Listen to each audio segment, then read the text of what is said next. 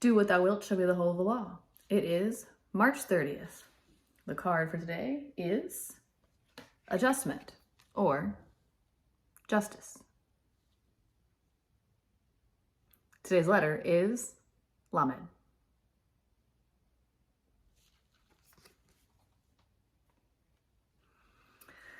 Today's reading is Liber Librae. Learn first, O thou who aspirest unto our ancient order, that equilibrium is the basis of the work. If thou thyself hast not a sure foundation, whereon wilt thou stand to direct the forces of nature?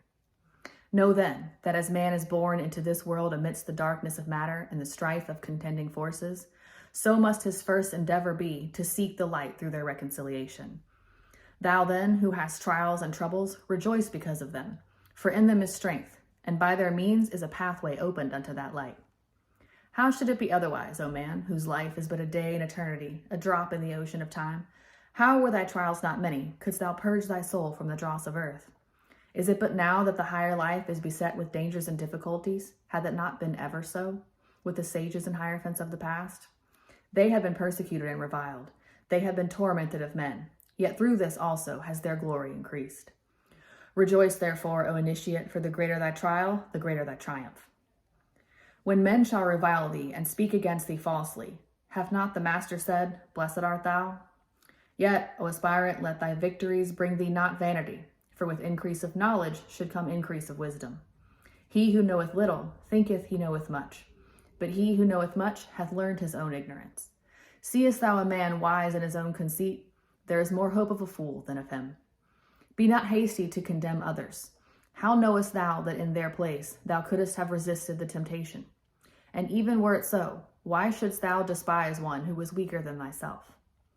Thou therefore who desirest magical gifts, be sure that the soul is firm and steadfast, for it is by flattering thy weaknesses that the weak ones will gain power over thee. Humble thyself before thyself, yet fear neither man nor spirit. Fear is failure, and the forerunner of failure, and courage is the beginning of virtue. Therefore fear not the spirits, but be firm and courteous with them, for thou hast no right to despise or revile them, and this too may lead thee astray. Command and banish them, curse them by the great names if need be, but neither mock nor revile them, for so assuredly wilt thou be led into error. A man is what he maketh himself within the limits fixed by his inherited destiny. He is a part of mankind. His actions affect not only what he calleth himself, but also the whole universe. Worship and neglect not the physical body, which is thy temporary connection with the outer and material world. Therefore let thy mental equilibrium be above disturbance by material events. Strengthen and control the animal passions. Discipline the emotions and the reason. Nourish the higher aspirations. Do good unto others for its own sake, not for reward, not for gratitude from them, not for sympathy. If thou art generous, thou wilt not long for thine ears to be tickled by expressions of gratitude. Remember that unbalanced force is evil, that unbalanced severity is but cruelty and oppression, but that also unbalanced mercy is but weakness, which would allow and abet evil. Act passionately, think rationally, be thyself. True ritual is as much action as word. It is will. Remember that this earth is but an atom in the universe, and that thou thyself art but an atom thereon, and that even couldst thou become the god of this earth whereon thou crawlest and grovellest, that thou wouldst even then be but an atom and one amongst many.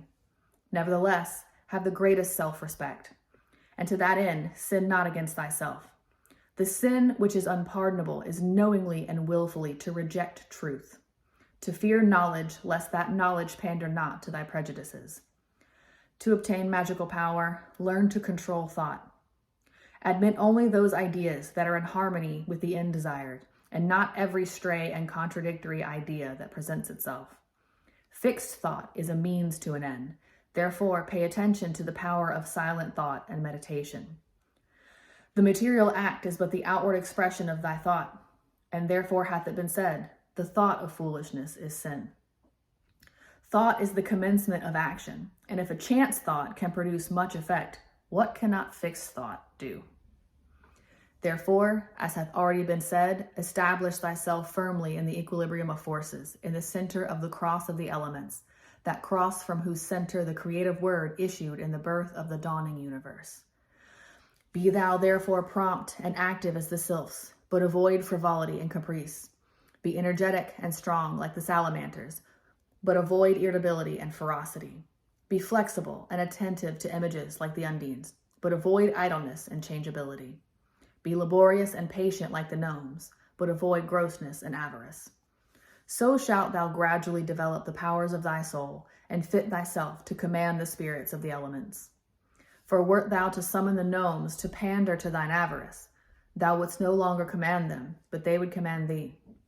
Wouldst thou abuse the pure beings of the woods and mountains to fill thy coffers and satisfy thy hunger of gold? Wouldst thou debase the spirits of living fire to serve thy wrath and hatred? Wouldst thou violate the purity of the souls of the waters to pander to thy lust of debauchery? Wouldst thou force the spirits of the evening breeze to minister to thy folly and caprice? Know that with such desires thou canst but attract the weak, not the strong, and in that case the weak will have power over thee. In the true religion there is no sect. Therefore take heed that thou blaspheme not the name by which another knoweth his God. For if thou do this thing in Jupiter, thou wilt blaspheme Yod-He-Vav-He, and in Osiris, Yeshua. Ask, and ye shall have.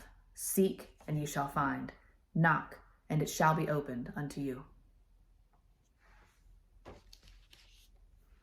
Love is the law. Love under will.